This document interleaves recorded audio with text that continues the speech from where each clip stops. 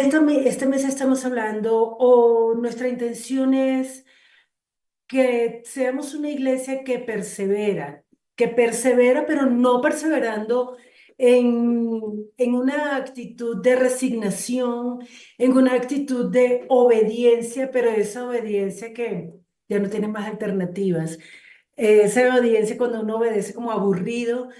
Y vamos hoy a enfocar este espacio de reflexión de la palabra en el capítulo 42 del libro del profeta Jeremías. Y antes de comenzar, pues yo quiero pedirles que nos ubiquemos cada uno de nosotros, que los que estamos escuchando, la mayoría somos creyentes, pero también habrá personas que cayeron aquí por cualquier razón y yo los invito a que igual se queden porque la palabra de hoy nos muestra una escena que es muy lamentable, pero que puede estarnos pasando a cualquiera de nosotros en cualquier área de nuestra vida. En cualquier momento esto nos puede pasar.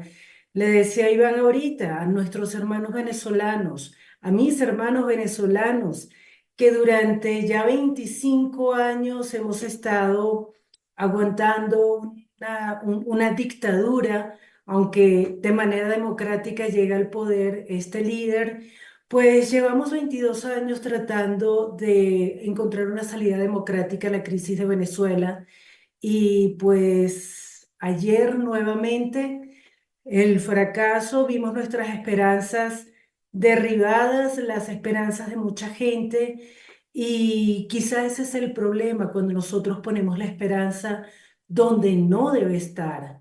Entonces, cuando eso pasa, ¿qué pasa con nuestra fe?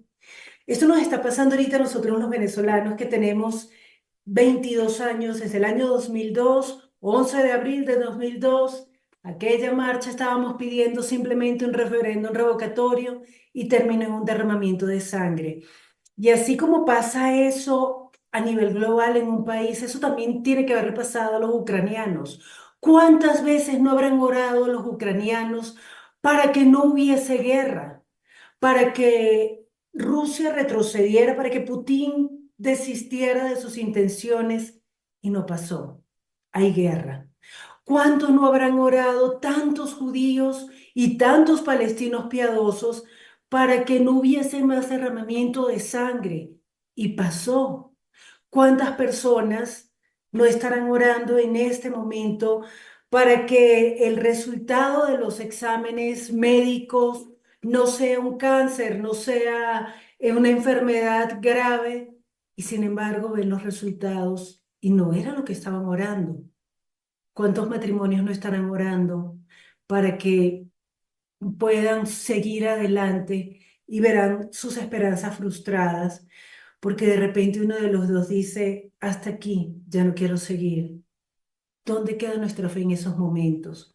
¿Cuántos hijos estarán orando por sus padres o los padres por sus hijos para que la relación mejore? ¿En cuántas situaciones cotidianas de nuestra vida? En cuántos momentos que resultan decisivos para nosotros puede perseverar nuestra fe? ¿Cuántas veces nuestra fe no se ve retada? Y cuando hablo de fe, aquí yo quiero poner en el tapete algo. Estoy hablando de la confianza en Dios.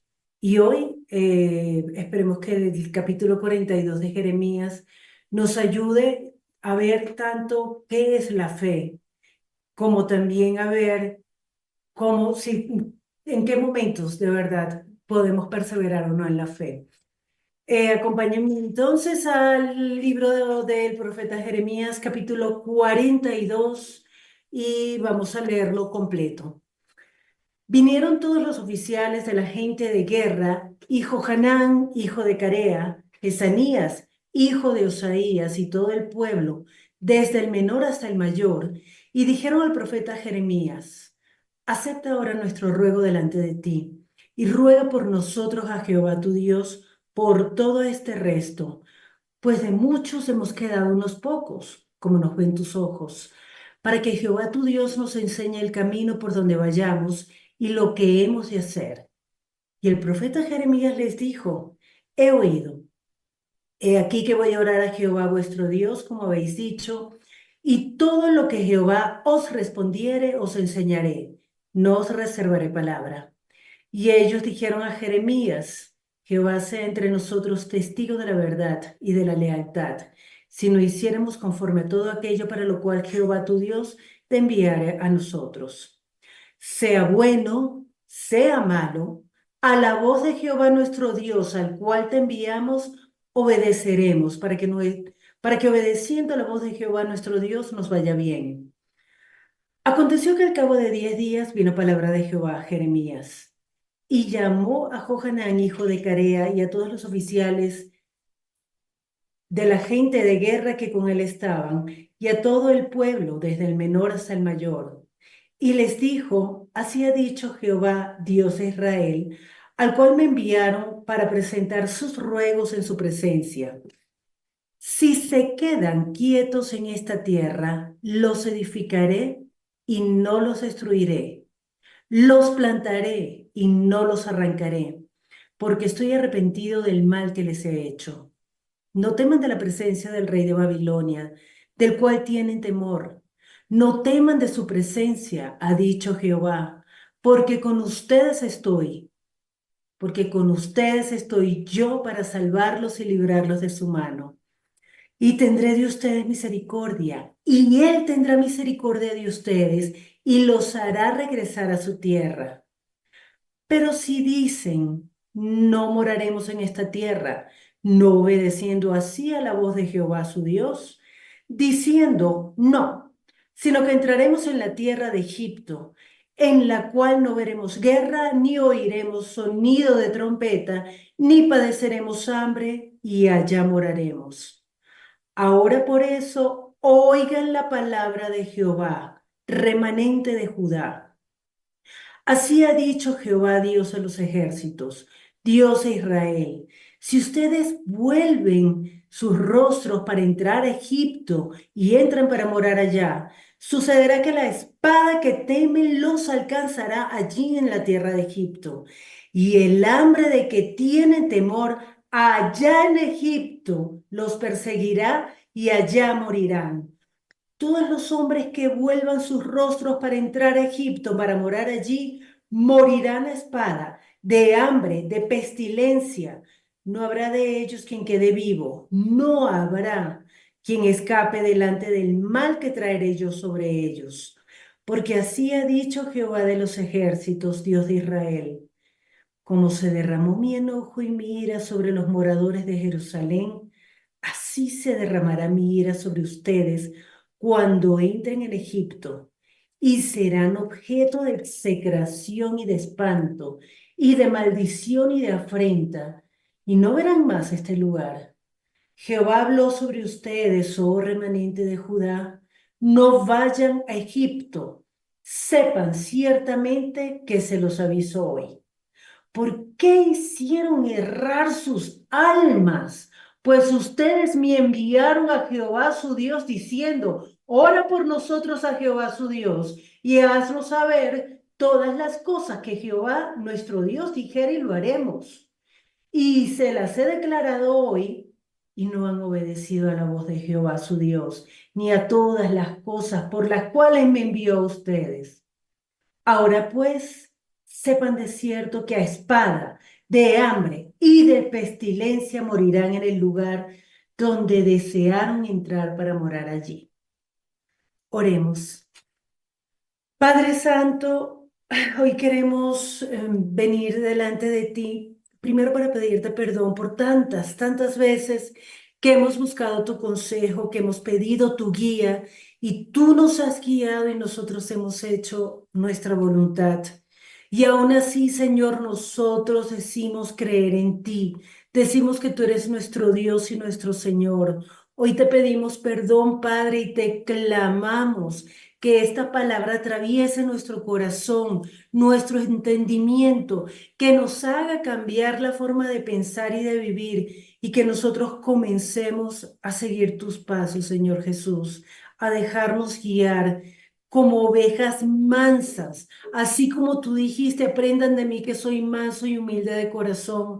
Ayúdenos, Padre, para que nosotros nos dejemos guiar, nos dejemos llevar por ti y que de verdad creamos que cuando tú dices que aún en medio de la peor situación, tú nos darás paz y nos harás prosperar, que nosotros tengamos esa fe. Te lo pedimos en el nombre de Jesús. Amén. Muy bien. Para dar un poco de contexto de lo que está pasando aquí, el profeta Jeremías, el mal llamado profeta llorón, porque yo no sé si bien es cierto que Jeremías es un profeta que se queja mucho, pues me parece que es súper injusto a algunos expertos, algunos estudiosos que lo llaman al profeta llorón, porque realmente Jeremías fue un profeta que pasó cosas durísimas y sin embargo cuando él incluso llegó a desear renunciar a hacer la voluntad de Dios, él dijo, no puedo, no puedo, me ha seducido. Él trataba, porque de verdad la pasó muy mal. Imagínense estar alrededor de 19 meses, pues, si no estoy mal, él empezó a profetizar en el año 584, 85 antes de Cristo, y él estuvo diciendo todas las cosas que le iba a pasar a Judá y a Jerusalén si no cambiaban la forma en que estaban haciendo las cosas. Y les decía a los reyes y les decía a los principales, lo metieron preso, lo metieron en un hueco, en un pozo de una cárcel, le hicieron de todo y aún así Jeremías continuaba llevando la palabra de Dios al pueblo. Y en el año 587 antes de Cristo cae Jerusalén. El rey de Babilonia sitia Jerusalén y después de, creo que fueron 19 meses de ese sitio, pues ya Jerusalén no puede más. Se llevan a sus príncipes, se llevan a la gente más importante cautivos a Babilonia. Y queda un remanente. Se llevan a la gente más importante, porque no solamente se llevaron al rey y a su familia, sino que también se llevan a personas con talentos, personas con poder, personas con capacidades que pudieran ser peligrosas en Jerusalén. Eso es lo que, de alguna manera, lo que estaban tratando era no solamente de eliminar el poder político, sino también de eliminar cualquier cosa que pudiera ser para ellos, para los babilonios, un peligro porque el pueblo judío era un pueblo guerrero, pero un pueblo guerrero porque estaba con Dios. El pueblo judío sabía quién era el Dios de Abraham, Isaac y Jacob, que los había sacado con mano fuerte de Egipto. Ese Dios que no solamente los sacó, sino que además durante 40 años los sustentó en el desierto. Ese pueblo que además, cuando David es rey de Israel, pueden ver que cada vez que Dios está con ellos, que cada vez que ellos están haciendo las cosas como deben ser, pues ganan todas las guerras. Y saben que ganan las guerras porque Dios está con ellos, porque ese Dios, Jehová, los acompaña en todo momento. Pero ellos empiezan a relajarse, empiezan a hacer las cosas a su manera, se divide el reino de Israel entre el norte y el sur. La parte de arriba del norte, que son las 10 tribus, se llama Israel y luego queda la parte del sur con dos tribus nada más, la tribu de Benjamín y la tribu de Judá. Y en este punto estamos en Judá. Y un grupo de personas que son del remanente que quedaron, del poquito de gente que queda para defender, tienen un miedo bien fundado. Tienen al rey de Babilonia llevándose a la gente más importante, a la gente de guerra, pero llegan algunos. Por ejemplo, este Johanán, hijo de Carea, ese hombre es un guerrero, es un hombre, es un oficial de guerra. O sea, quedaron unos poquitos que logran organizar al pueblo y tienen en este punto que tomar decisiones y tienen que tomar, están entre dos opciones. ¿Qué hacemos? ¿Qué hacemos ahora? Porque tenemos miedo de morir aquí o de que nos lleven cautivos a Babilonia. Tenemos miedo de morir de hambre, tenemos miedo que nos maten los soldados, tenemos miedo que con todo lo que ha pasado nos enfermemos. Es un miedo legítimo. Y en esos miedos legítimos que podemos tener cada uno de nosotros, en ese miedo legítimo, yo como venezolana conozco ese miedo de ahora, ¿para dónde voy? ¿Qué hacemos? ¿Qué va a pasar? ¿Cuál es el siguiente paso? Nos quedamos sin plan. Entonces, puede ser eso, puede ser un miedo tan natural, tan lógico como tener a un imperio, al rey de Babilonia sitiándonos la ciudad, donde no puede entrar comida, no puede salir nada, la gente está enferma, la gente se está muriendo.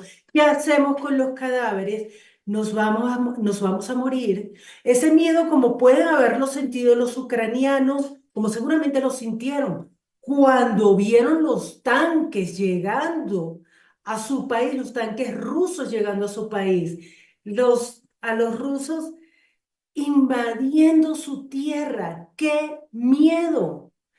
Pero ese mismo miedo podemos sentirlo cada uno de nosotros en diferentes momentos, en diferentes áreas. Y lo más lógico es hacer lo que ellos hicieron, consultar a Dios. En esta época, pues para ellos, los sacerdotes eran los canales de comunicación entre el pueblo y Dios, pero ya se había roto toda esta estructura que Dios había establecido, pero estaban los profetas. Ahí estaba el profeta Jeremías, que llevaba mucho tiempo hablándoles de parte de Dios y ellos no hicieron caso. En este punto estamos donde Jeremías es consultado por el pueblo y les pide, ¿qué hacemos? ¿Qué hacemos? Pregúntale a Dios. Y quizá nosotros podemos en algún momento sentir, ahora sí quiere saber lo que Dios quiere. Llevo un montón de tiempo diciéndoselo, casi 2 años hablando de parte de Dios. Miren todo lo que me han hecho y ahora sí les da la gana escuchar a Dios. Pues esa no es la actitud de Jeremías, cosa que me sorprende muchísimo. Yo creo que eso hubiese sido mi reacción, no sé la reacción de cuántos, pero Jeremías, con toda calma, con toda honestidad, dice, yo voy a consultarle, porque ellos le piden, y además yo quiero que todos, no solamente ustedes, yo también lo necesito, es entender la forma en lo que realmente ellos están diciendo. Miren lo poquitos que somos. Somos un remanente. Éramos muchos y quedó un grupito chiquitito. Y entonces ellos dicen, lo que Dios diga, eso es lo que vamos a hacer. Sea bueno, sea malo, vamos a obedecer. Ese es el compromiso y además ponen a Dios de testigo. Ojo. Y esto no es poca cosa. Dios es testigo, sea lo que sea, yo voy a obedecer. Y yo creo que cuando nosotros estamos atravesando una crisis, sea cual sea, de la naturaleza que sea, uno dice, lo que Dios diga, yo lo hago. ¿Cuánto? Pues no lo sé. ¿Cuánto realmente estamos nosotros dispuestos a hacer lo que Dios mande? Pues a veces yo creo que cuando nos quedamos sin alternativas, pues es lo único que nos queda hacer, la voluntad de Dios. Pero aquí hay un peligro, y el peligro aquí está en la alternativa, porque ellos tenían una alternativa. Ellos podían huir, podían irse a Egipto. Ese era el plan B. Vamos a ver qué nos dice Dios, porque ellos ya estaban pensando, nos vamos a Egipto y allí vamos a escapar del sufrimiento. Y este es un punto súper importante porque eso es lo que nosotros, a lo que nos lleva nuestra naturaleza, a huir del sufrimiento. ¿Y quién no quiere huir del sufrimiento? Y esto es sumamente peligroso porque el sufrimiento es una experiencia humana. Nosotros no vamos a poder huirle el sufrimiento. La cuestión es cómo lo enfrentamos. El sufrimiento es inherente a la experiencia humana. El sufrimiento va a estar allí siempre. Lo hemos visto en estos tiempos que hemos estado estudiando la carta de Pedro, la primera carta de Pedro, pues sí, el sufrimiento está ahí. No importa lo bien o lo mal que te portes, va a estar ahí, no importa cuánto cumplas tú la voluntad de Dios, va a estar allí. Nosotros tratamos de hacer muchas veces las cosas bien, pensando que si yo actúo bien, si yo hago las cosas como Dios quiere, pues me va a ir de maravilla, por supuesto. Y que a esta gente del tiempo de Jeremías le fue mal porque, obvio, ellos no obedecieron a Dios. Pero la realidad es que nosotros hagamos las cosas bien o hagamos las cosas mal, no, no nos vamos a eximir del sufrimiento. Pero la cuestión es qué vamos a hacer con eso, qué vamos a hacer con esa experiencia.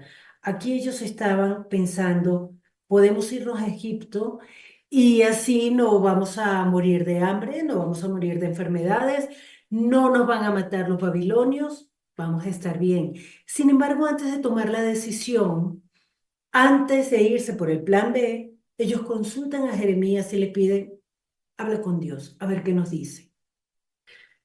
Y esto creo que es muy importante que nosotros entendamos que a veces nosotros ya tomamos la decisión y pareciera que estamos consultando a Dios a ver si lo que Dios nos dice está de acuerdo a lo que con aquella decisión que ya tomamos. En nuestro corazón ya tomamos la decisión. En nuestro corazón ya dijimos lo que vamos a hacer. Y quizá consultar con Dios sea como un pasito para hacer el checklist, pero ya yo dije, ya yo sé lo que quiero hacer. Y eso es súper peligroso porque ahí, ¿quién es Dios? ¿Qué pasa cuando lo que Dios quiere no se parece a lo que yo quiero? ¿Qué pasa cuando la voluntad de Dios está encontrada, choca con mi voluntad? Ahí es donde yo tengo que decidir quién es Dios. Allí es donde yo tengo que decidir la voluntad de quién se va a hacer. Y la voluntad de quien se haga, ese es el Señor. Ese es el que manda. Ese es Dios. Sea nuestro Dios, el Dios de Abraham, Isaac y Jacob, Jesús, sea la voluntad de Jesús la que yo haga o sea la mía. Y entonces Jeremías ora. Jeremías ora por ese pueblo. ¿Y recuerdan cuánto se tardó en responder Dios? Piensen en algo. Esto es una situación urgente. Esto es para allá. Tenemos allí a los babilonios y ya vimos lo que son capaces de hacer. Esta gente no está jugando. Ya destruyeron el templo de Jerusalén. Además, les voy contando. Ese primer templo que hizo Salomón lo destruyeron. Han acabado con todo. Ya sabemos de lo que es capaz esta gente. Y Dios se tarda 10 días en responder. Y esto es sumamente importante porque para hacer la voluntad de Dios nosotros necesitamos desarrollar algo que quizá a la mayoría de nosotros nos cueste mucho, la paciencia. Y la pregunta ahora es, ¿qué hago yo en esos días, esos 10 días de silencio de Dios? ¿Qué hago? Y esto me hace pensar en los 10 días que tuvieron que esperar los discípulos entre que Jesús fue glorificado y llevado al cielo y el día de Pentecostés que vino el Espíritu Santo. 40 días, al día 50 pasan los 10 días y ellos pensando, ¿y ahora qué? ¿Qué va a pasar? ¿Qué va a pasar? Ese momento de la espera, ¿qué va a pasar mientras tanto? ¿Qué hacemos? Al cabo de 10 días, Dios responde. Y Dios responde de una manera que puede haber sido, y creo que fue una cachetada para todo ese remanente. Quédense donde está. Usted quédese donde está, no se mueva. allí lo voy a prosperar. Y no puedo evitar pensar en Venezuela en este momento. ¿Cuántos de mis hermanos ya tomaron la decisión a donde sea nos vamos? Ese flujo migratorio que hubo hace un par de años, no, perdón. Sí, hace un par de años y una pandemia. Desde el año 2018 que la gente es capaz de arriesgar su vida cruzando fronteras que no deberían cruzar solamente por huirle al régimen. Así como lo hicieron los cubanos en otra época, así como lo han hecho en periodos diferentes, diferentes pueblos que le están huyendo a la muerte, le están huyendo al hambre, a la espada, a la miseria, y son capaces de hacer cualquier cosa para poder tener una vida más o menos decente. Porque esa es la aspiración, sobrevivir, tener una vida regular, tener una vida que, listo, no estoy perfecto, pero por lo menos no me voy a morir de hambre. Y además esa necesidad de sentir estoy haciendo algo. Pero en ese momento Dios está diciendo, quédese quieto donde está, quédese quieto. Entonces, viene Jeremías y les dice la palabra de Jehová, no teman de la presencia del rey de Babilonia. Si se quedan quietos, yo los plantaré. Si se quedan quietos, no los arrancaré, porque estoy arrepentido del mal que les he hecho. Dios quiere hacernos bien. Dios no quiere hacernos mal. Dios quiere que nosotros tengamos vida y vida en abundancia. Eso fue lo que dijo Jesús. Si nosotros nos vamos a Juan capítulo 10, creo que es el versículo 10, Dios dice, Jesús dice, yo he venido para que tengan vida y le tengan vida en abundancia. Entonces, tenemos que entender que el plan de Dios no es destruirnos, que el plan de Dios es que nosotros tengamos vida, que el plan de Dios no es que nosotros estemos pasando trabajo como unos miserables, sino prosperarnos. Pero para eso nosotros necesitamos obedecer. Para nosotros tenemos que entender que si seguimos la voz de Dios, pues Él nos prosperará. Porque el mismo pueblo lo dice, que todo aquello que dice Jehová lo haremos, sea bueno, sea malo, a la voz de Jehová, nuestro Dios, vamos a obedecer para que obedeciendo nos vaya bien. Ellos entendían que si obedecían a Dios les iba a ir bien, pero y Dios les dice lo que quiere que hagan. Quédense ahí, quédense donde están, quédense en esa tierra, no vayan a Egipto. Si se quedan aquí, yo los voy a prosperar. Si se quedan aquí, yo los voy a plantar y no tengan miedo porque yo voy a tener misericordia de ustedes. Y por lo tanto el rey de Babilonia va a tener misericordia de ustedes. Y esto es muy difícil de entender, porque para ellos el rey de Babilonia es el enemigo. El rey de Babilonia es el monstruo que acaba de llevarse como esclavos de una manera vergonzosa a todos los principales de su pueblo, a todos los sacerdotes, a toda la gente de guerra. Quedaron unos poquititos, quedaron solamente los pobres allá en Judá y algunos que se habían ocultado y no fueron encontrados, pero todo el mundo sabía que estaban en peligro. Y el plan de Dios es, quédese quieto. Qué difícil es quedarnos quietos, ¿no? Qué difícil es en medio de una crisis no hacer nada. Pero tal vez hoy Dios nos está diciendo, quédate quieto, yo voy a tener misericordia de ti. En este momento, hoy, 29 de julio de 2024, cuando son las 4:29 de la tarde, en Venezuela, hay muchísima gente que ya ha salido a las calles para protestar. Y las protestas en Venezuela no son pacíficas. Las protestas en Venezuela terminan en sangre, desgraciadamente. Y eso está pasando allá, eso está pasando en América Latina, eso está pasando en muchas partes del mundo, porque nosotros sentimos, no puedo quedarme quieto. Y todo el mundo piensa, todos nosotros siempre pensamos que tenemos un plan mejor, pero no hay peor plan que quedarnos quietos. No podemos quedarnos quietos.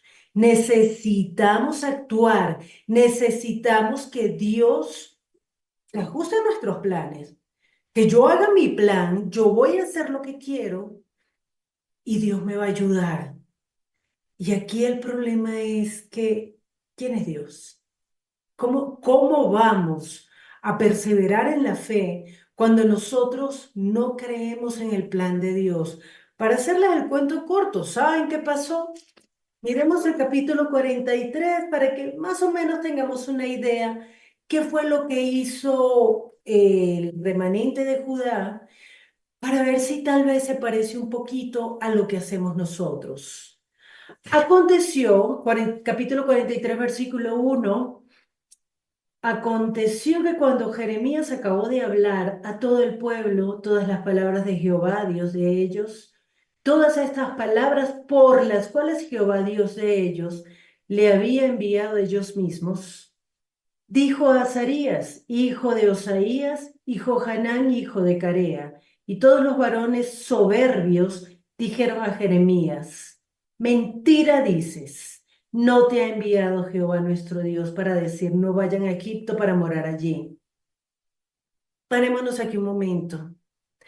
Eh, Nosotros los cristianos hoy, en esta época, siglo XXI, año 2024, nosotros tenemos nuestro truquito para hacer exactamente lo mismo y no parecer que estamos desobedeciendo a Dios. Cuando nosotros estamos enfrentando alguna situación, sea cual sea, sea la crisis que sea, nosotros solemos ver cuál es la voluntad de Dios. Y la voluntad de Dios, pues, está aquí, en la Biblia. Ya es establecida. Dios dijo que qué debemos hacer para que nos vaya bien. Pero entonces, cuando la palabra de Dios no se ajusta a lo que nosotros queremos, nosotros podemos decir, si estamos leyendo Jeremías, la forma elegante, no, pero a ver, ¿qué dice Jesús en torno a este tema? Porque no, esto es Antiguo Testamento, ya el Antiguo Testamento no aplica. Ahora solamente aplica el Evangelio porque estamos en el tiempo de la gracia, porque yo quiero tomar mi decisión conforme a mi voluntad y no a la voluntad de Dios. Y si alguien nos dice, esto es lo que dice Dios, nosotros podemos plantarnos y decir, a ti no te envió Dios. Porque tú eres, no sé, legalista, o tú eres mesiánico, o tú eres, y empezamos a levantar un montón de acusaciones contra la persona que nos está hablando de parte de Dios. Pero en medio de nuestras crisis nosotros podemos tomar la decisión a quién escucho. Escucho mi propia voz y cuando la voz de Dios no se parece a lo que yo quiero escuchar, voy a decir, esto no viene de Dios. Y dice el versículo 4, no obedeció pues Johanán, hijo de Carea, y todos los oficiales de la gente de guerra, y todo el pueblo a la voz de Jehová para quedarse en la tierra de Judá, sino que tomó Johanán, hijo de Carea, y todos los oficiales de la gente de guerra, a todo el remanente de Judá que se había vuelto de todas las naciones, donde había sido echado para morar en tierra de Judá a hombres y mujeres y niños y a las hijas del rey y a toda persona que había dejado Nabuzaradán, capitán de la guardia de Gedalías, hijo de Ahicam, etcétera, etcétera. Y entraron en tierra de Egipto, porque no obedecieron a la voz de Jehová. Entonces, allí está nuestra decisión. ¿Hacemos nuestra voluntad? ¿Consultamos a Dios para terminar haciendo nuestra voluntad? Esa es una alternativa. Y es una alternativa que Dios va a respetar.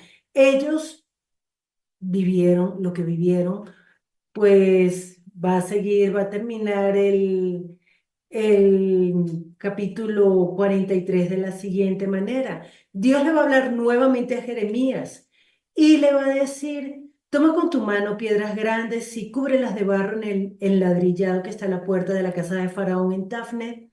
Avisa de los hombres de Judá y diles, así ha dicho Jehová de los ejércitos, Dios de Israel. He aquí yo enviaré y tomaré a Nabucodonosor, rey de Babilonia, mi siervo, y pondré su trono sobre estas piedras que he escondido, y extenderá su pabellón sobre ellas. Y vendrá y asolará la tierra de Egipto, los que a muerte, y los que a cautiverio, y los que a espada. Y pondrá fuego en los templos de los dioses de Egipto y los quemará, y a ellos los llevará cautivos, y limpiará la tierra de Egipto como el pastor limpia su capa, y saldrá de allí en paz. No solamente la desobediencia del remanente de Judá los afectó a ellos, también afecta a Egipto. Además, la decisión de una persona, de un grupo de líderes que arrastra a todo el pueblo, afecta a todas las personas que tiene alrededor. Y nosotros tenemos que entender esto y entenderlo muy bien. Nuestras decisiones no nos afectan solamente a nosotros. Nosotros estamos arrastrando a gente cada vez que nosotros desobedecemos a Dios. Y entendamos algo, la perseverancia no se trata de una obediencia a medias, ni de una obediencia que produce amargura. Se trata de verdad de confiar en ese Dios que nos está revelando la Escritura, que es un Dios de amor, que es un Dios que nos quiere prosperar, que es un Dios que sí es fuego consumidor. Ojo, no podemos perder de vista eso. Pero es un Dios que no quiere consumirnos con su fuego. Es un Dios que quiere levantarnos, tratarnos como hijos. Es un Dios que quiere hacer lo mejor para nosotros. Si nosotros nos vamos al capítulo 3 de Jeremías, pues veamos cómo quiere tratar Dios a su pueblo. Capítulo 3 versículo 19 dice, Dios está diciendo, yo preguntaba, ¿cómo los pondré por hijos? Y les daré la tierra deseable, la rica heredad de las naciones. Y dije, me llamarán Padre mío, y no se apartarán de mí. Eso es lo que quiere Dios. Pero luego sigue. Pero como la esposa infiel abandona a su compañero, así prevaricaron contra mí, oh casa de Israel. Y eso es lo que le pasó al pueblo de Israel. Eso es lo que le está pasando actualmente a la iglesia. Eso es lo que está pasando en el mundo. Eso es lo que nos está pasando a cada uno de nosotros en particular. ¿En qué áreas de nuestra vida nosotros estamos buscando el consejo de Dios para luego hacer lo que nosotros queremos? En la carta de Pablo a los romanos, hay algo que podría ayudarnos en esos momentos en los cuales estamos en medio de esa situación de, llamémosla sitio. Estamos sitiados por algún problema, por alguna situación, por alguna circunstancia que nos tiene mal, que nos tiene tristes, que nos tiene de verdad con miedo. Y eso es válido. Nosotros tenemos que entender algo también como cristianos. No sirve barrer debajo del tapete nuestros miedos, nuestras preocupaciones, nuestras angustias. Eso no sirve para nada. Nosotros tenemos que revelárselas a Dios y decir, ¿qué hago?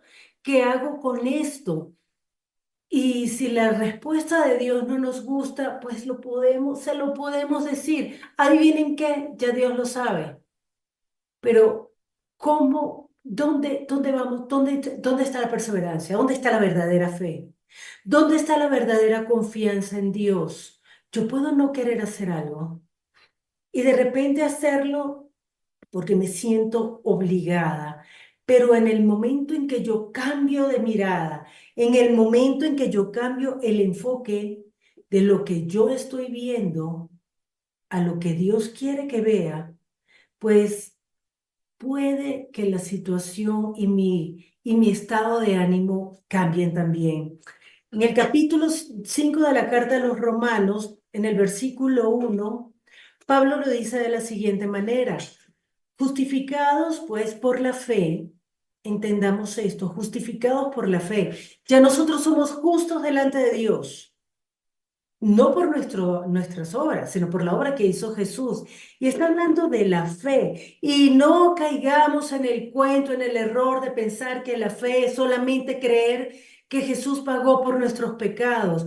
Por favor, quitémonos esa mentira de la cabeza. La fe no es eso. Claro que es importantísimo entender que Jesús pagó por nuestros pecados y que gracias a Él yo me puedo acercar a Dios y que Él me reconcilió con Dios.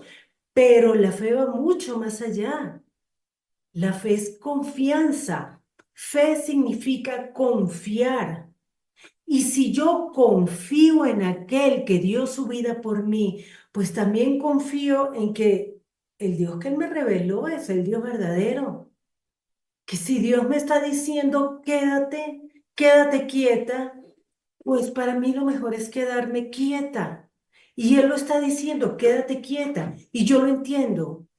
Quedarse quieto en medio de un diagnóstico médico adverso, quedarse quieto en medio de una situación familiar donde uno siente algo tengo que hacer.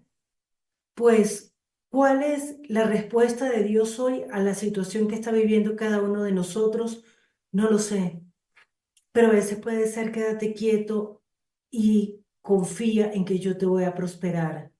Pero más allá de quedarse en esta tierra, en una tierra particular, en una situación particular, en un matrimonio, en una relación, en una familia, en un país, pues la tierra a la que yo creo que, en la tierra que nos deberíamos quedar nosotros, es la verdad, es el reino de los cielos, es en esa confianza que nosotros tenemos en Dios, en que todo esto va a pasar, sea lo que sea que estemos viviendo, esto va a pasar, esto es transitorio. Nosotros tenemos que quedarnos debajo de las alas del Altísimo y Todopoderoso. Cuando Él dice, yo te cubriré bajo mis alas, y bajo ellas estarás seguro. Entonces, ¿qué está diciendo Pablo? Justificados por la fe, tenemos paz para con Dios por medio de nuestro Señor Jesucristo, porque también tenemos entrada por la fe a esta gracia en la cual estamos firmes y nos gloriamos en la esperanza de la gloria de Dios. Nuestra esperanza en la salvación está firme. Ahí es donde nosotros tenemos que quedarnos. Si nosotros entendiéramos que esto que estamos viviendo es un ratico, es un puntico mínimo en nuestra línea de vida que es la eternidad, tal vez nosotros nos apresuraríamos menos, cada vez menos y cada vez menos, hasta que quizá algún día no tomemos decisiones apresuradas, porque lo que Dios quiere para nosotros es lo mejor. Por eso Pablo sigue diciendo, y no solo eso, sino que también nos gloriamos en las tribulaciones. A ver, Pablo, ¿en serio en las tribulaciones? Porque es muy fácil tener fe cuando todo va bien, ¿cierto? Es muy fácil tener fe cuando puedo batear los desafíos que se me cruzan en el camino, puedo hacer una gambeta y salgo bien de todas las situaciones. Ah, sí, fue un sustito. Cuando mis retos son solamente un sustito. Pero ¿qué pasa cuando se prolongan un poco? Y ya pasa de ser un sustito, un mal rato, una mala semana, un mal mes, un mal año, a ser algo permanente, a ser una tribulación, algo que de verdad nos está haciendo sentir muy mal, muy angustiados. Pero Pablo dice que nosotros no gloriemos en las tribulaciones. Nosotros sabemos quién es Dios. Y aún en medio de la tribulación, pues nosotros somos capaces de estar en paz, sabiendo que la tribulación produce paciencia y la paciencia prueba y la prueba esperanza. Y la esperanza no avergüenza, porque el amor de Dios ha sido derramado en nuestros corazones por el Espíritu Santo que nos es dado. Es muy complicado en los momentos difíciles tener paciencia, pero es muy difícil desarrollar la paciencia cuando todo está bien, cuando podemos salir airosos de todas las pruebas en un momentito y no necesitamos la paciencia. ¿Qué pasa cuando estamos atravesando momentos difíciles? ¿Qué pasa cuando nosotros ya no queremos seguir el plan de Dios? Ya no nos parece, ya no quiero perdonar, ya no quiero poner la otra mejilla. ¿Qué pasa cuando ya yo no quiero sencillamente seguir hablando de paz y siento que en este momento lo que necesitamos es irnos a las armas y tomar lo que nos pertenece por derecho a la fuerza? ¿Qué pasa cuando Dios no responde como yo quiero? En ese momento es en el momento en que yo necesito desarrollar la paciencia, saber que el plan de Dios es mejor que mi plan. Y eso no se logra a menos que nosotros tomemos la decisión deliberada. Es una decisión libre de no hacer mi voluntad, sino la voluntad de Dios. En el capítulo 12 de la misma carta a los Romanos, em, en el versículo, leamos desde el versículo 6 porque lo que queremos es una iglesia que persevere. Y esto es bien importante, no solamente perseverar yo. Súper, perseveré hasta el final, yo sola, la Pedrosa y Cristo. Chévere, lo logré. Saben que Dios no quiere eso. Dios quiere que nosotros perseveremos juntos. Y para poder perseverar juntos necesitamos a la iglesia. Y así como ese remanente fue a Jeremías y le consultó, y los líderes terminaron diciéndole a Jeremías, no, usted no habló de parte de Dios, así que vamos a hacer lo que nosotros pensamos mejor. Y se llevaron a todo el remanente, pues fíjense que no fueron solamente ellos que dijeron, pues yo me voy, cada quien que haga lo que quiera. No, ellos se llevaron a todo el pueblo, arrastraron a todo el pueblo.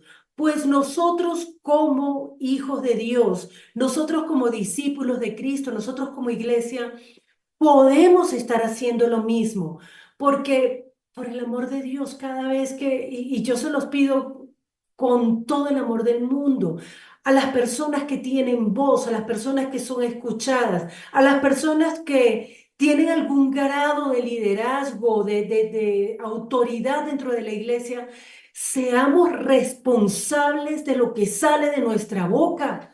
Seamos serios en la palabra. Nosotros no podemos predicar en contra de la palabra de Dios porque nos parece que es mejor, porque nos parece que nuestra manera de pensar y de hacer las cosas es mejor que lo que está diciendo Dios.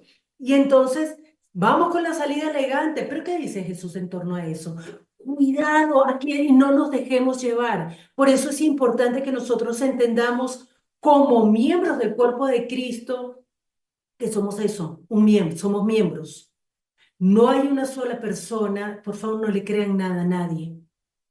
Entendamos que somos un cuerpo y que aquí la que está predicando tiene la misma autoridad para decir algo que cualquier otro miembro de la iglesia. Aquí nadie es más que nadie en la iglesia de Cristo. El único que es más que todos es Jesús porque Él es la cabeza. Y Pablo dice del versículo 6. De modo que teniendo diferentes dones, según la gracia que nos es dada, si el de profecía, úsese conforme a la medida de la fe. Perdón, si el de profecía, úsese conforme a la medida de la fe. O si de servicio, pues sirva. O el que enseña, enseñe. El que exhorta en la exhortación, el que reparte con liberalidad. El que preside con solicitud. El que hace misericordia con alegría. Eso es lo que nos está diciendo Pablo. Y estas cosas que nosotros como miembros del cuerpo de Cristo podemos hacer para toda la iglesia, puede ayudarnos a perseverar. no solamente para nosotros, sino para todo el cuerpo de Cristo. El amor sea sin fingimiento. Aborrezcan lo malo, sigan lo bueno. Ámense los unos a los otros con amor fraternal. En cuanto a honra, prefiriéndose los unos a los otros. En lo que requiere diligencia, no perezosos, fervientes en espíritu, sirviendo al Señor. Y aquí pongamos atención, gozosos en la esperanza, sufridos en la tribulación, constantes en la oración, compartiendo para las necesidades de los santos, practicando la hospitalidad, bendiciendo a los que los persiguen, bendigan y no maldigan. Pablo nos está dando una serie de recomendaciones para que nosotros podamos perseverar hasta el fin, porque esa es la meta. Cuando Jesús habla de entrar por la puerta estrecha y caminar por el camino angosto, son dos cosas diferentes, porque primero la puerta es estrecha, pero entrar por la puerta es un momento. Y ni creamos ni por asomo que después de entrar por una puerta estrecha va a venir un camino amplio. No, el camino es angosto y ese camino angosto tenemos que recorrerlos todos juntos. Y todos juntos vamos a tener que ayudarnos si es que queremos llegar como es la voluntad de Dios, juntos como uno solo, para que el mundo sepa que Dios Padre nos ha amado a nosotros como ama a Jesús. Eso lo dijo Jesús, no me lo inventé yo, Juan 17 por si acaso. Y en la medida en que nosotros nos ayudemos, perseveremos nosotros y nos ayudemos a perseverar los unos a los otros, pues estaremos acercándonos cada vez más a cumplir la voluntad de Dios. En este momento es difícil. Nuestros hermanos en Venezuela hoy están viviendo un momento difícil que es una prolongación de lo que se ha vivido en los últimos 22 años. Nuestros hermanos en Ucrania están viviendo, ya vamos para 3 años de guerra. Nuestros hermanos en tantas partes del mundo, nuestros hermanos que tenemos al lado están viviendo crisis tan complicadas que muchas veces quizás están deseando hacer su voluntad y no la de Dios. Pero perseverar no significa andar en el camino a las malas, como está de moda decir ahorita, a la maldita sea, como se pueda. No, así no sirve, porque la confianza tiene que estar puesta en la voluntad de Dios. La confianza tiene que estar puesta en la palabra de Dios, no en la nuestra, no en nuestros planes. Y yo sé que es difícil y les hablo a todos aquellos que están pasando en este momento alguna situación realmente retadora, porque a veces cuando uno se entera de las cosas que viven los demás, se da cuenta que los problemas de uno son una bobada. Sin embargo, los problemas que cada uno está enfrentando son importantes y difíciles para él. Por eso yo creo que en este momento resulta determinante que identifiquemos quién es nuestro Babilonia, a qué le estamos teniendo miedo. ¿Qué es lo que nos está acosando? ¿Qué es lo que está haciendo que nuestro corazón no pueda estar en paz? Y de verdad pongamos eso en oración. Oremos con la iglesia, solos, como quieran, pero oremos para que Dios nos revele a través de su palabra cuál es su voluntad para nosotros en este momento. Entonces, oremos para que de verdad el Señor nos revele a cada uno lo que Él quiere que nosotros hagamos. Padre Santo, y te damos gracias por tu Recording palabra. stopped.